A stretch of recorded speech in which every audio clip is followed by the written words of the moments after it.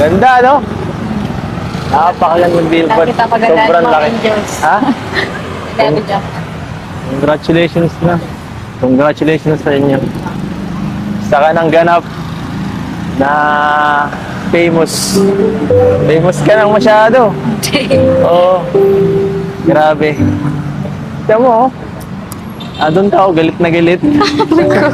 Aray ko ah. Buti sumama ka. Kasi baka ma-miss mo yung ano, paglagay. Nararamdaman mo. Yan, oh. Naka ano ka na. Masaya naka-billboard na. Naka-billboard ka na. Pero ano para sa akin, bonus na lang yan sa mga blessings nila Kuya Ron. Oo nga, yun. Grabe. Siguro ako pag nakita ako sa ako normal, parang grabe. Sobrang successful ang mga ito. Hindi ko may imagine na ganyan lang simple lang yung mga taong yan dati. Hindi ko may imagine na kayong lahat na magiging ganyan, ambassador, may lalagay sa ganyan napakalaking billboard. Ikaw, di ba?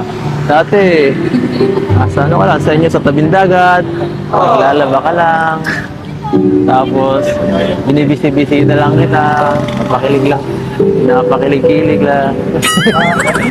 At saka si Joby, di ba? Scout ko yan.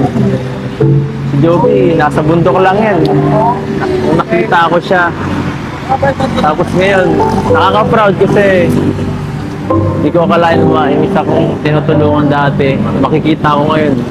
Grabe, sobrang bongga lang ilagay sa ganyan. Saka si Carla din. Meron din si Carla. Grabe, parang dati natitinda-tinda lang si Carla doon sa taram ng puto. Tapos ngayon, ganyan na, di ba? Makakahiya ka eh. Doon pa namin sa Kuya Ron. Oo.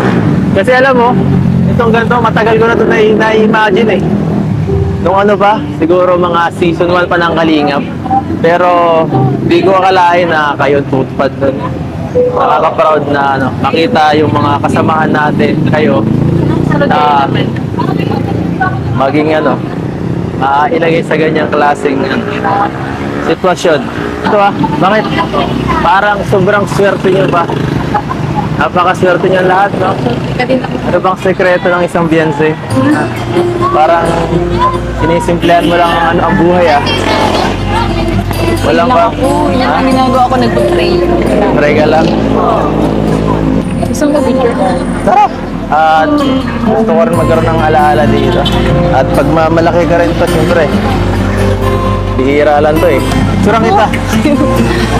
Sige na, huwag ka na maya. Tayo na lang. Mamaya ikaw lang muna, tapos dalawa kita. Ito lang. Sa likod na. Sige. Yan. Yan yung post ko dun, oh. Yan yung post ko dun. 1, 2,